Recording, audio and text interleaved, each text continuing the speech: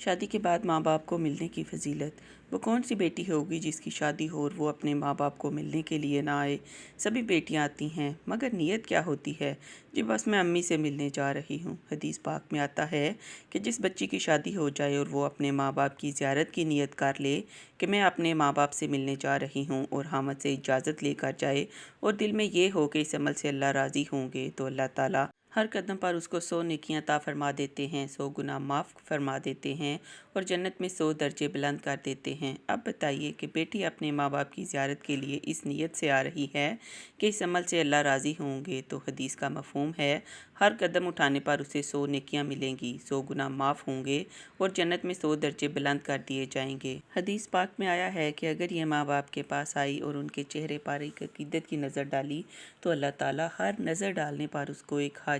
یا عمرے کا ثواب عطا فرمائیں گے۔ صحابہ کرام نے پوچھا کہ اے اللہ کے نبی، جو آدمی اپنے ماں باپ کو بار بار محبت اور عقیدت کی نظر سے دیکھے، اللہ کے نبی نے فرمایا جتنی بار دیکھیں گے اتنی بار حج یا عمرے کا ثواب عطا کیا جائے گا۔